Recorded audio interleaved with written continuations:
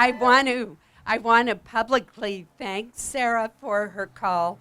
We had a good talk, and I very much appreciated her taking the time to call. Let me say what an extraordinary honor it is to represent the great state of Maine and to know that I will have the opportunity to serve all of Maine for the next 6 years. As you know, during our great All of Maine bus tour, we traveled to, of course, all 16 counties, but visited more than 80 communities, put 6,500 miles on the bus, and had a wonderful time talking with people in their hometowns, their workplaces. It was a wonderful experience and one that I always enjoy. I feel that this is an affirmation of the work that I'm doing in Washington to fight hard every day. To fight hard every day for the people of Maine. And finally, let me say that this is an honor that is historical as well. I am the first person since Maine directly elected its senators to win a fifth term.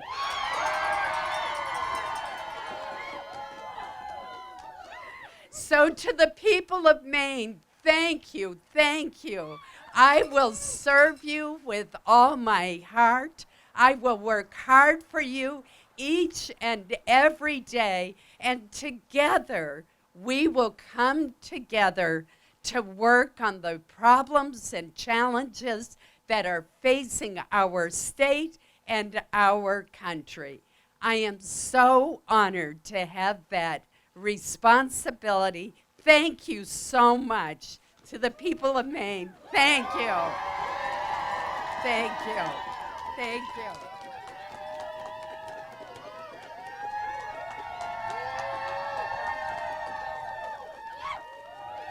Senator, what was the lowest point of this campaign for you? A lot of ups and downs. Probably the lowest point was when I saw all the negative ads attacking my integrity, attacking my husband, and knowing that there seemed to be an endless flow of money coming into the state of Maine by people who really didn't care about the state of Maine, but were trying to flip control of the Senate. And that was very difficult to watch. It was very hard to watch TV. Believe me, though, I'm not alone in that. I think everybody are really tired of all the negative advertising. What do you think it is that put you over the top in the end? In the end, I think it was my reputation for bringing people together and delivering real results that improve the lives of Maine's families. Whether it was the Paycheck Protection Program, which has helped to save 250,000 jobs in the state during the pandemic, or whether it was advocating and securing funding for a new bridge in Madawaska that's essential to jobs at the paper mill, or the new bridges that connect Maine and New Hampshire, or all the work that I have done, no matter whether you look at Bath Iron Works or the Portsmouth Naval Shipyard or the waterfront development in Brewer and Bangor, virtually everywhere in the state, I could point to a way that I've made a difference.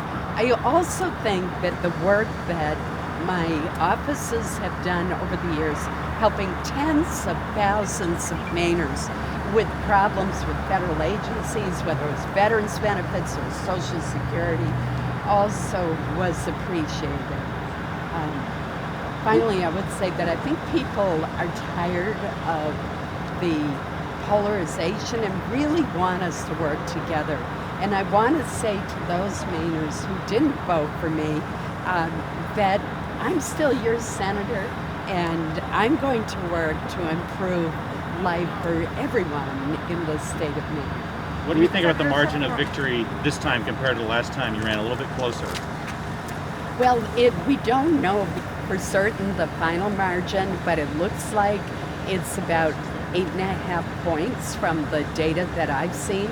I think in this environment that is extraordinary, given that there was so much money, $100 million in money spent against me, and that I've been hammered with negative ads over the past 2 years. So I'm actually delighted with the margin of victory. I exceeded the 50% threshold that would have triggered, if I'd been under it, ranked choice voting. And most of all, if you look at my support, I carried 14 out of the 16 counties in Maine. And one of the two that I lost, Knox County, was a very narrow loss. So my support was very widespread, and that makes me feel really good. The president's visit, do you think they helped you, and did you vote for him? I don't think the president's visit it had an impact on my race. I think it had an impact on his race, but I don't think it had an impact on my race. And nice try there. But as I said all along, I concentrated on my race. As the polls closed last night, what were you thinking as the polls closed last night? Were you confident, truly? Well, I'll tell you what made me very optimistic was my bus ride all over the state, because everywhere I went, I got such a great reception from people coming up to the bus, stopping me on the street, talking to me at the local diner or at a local business. So getting that kind of support made me think, I must be winning. Our polls always showed us in much better position than the public polls, and so I was optimistic that I would be able to pull it out.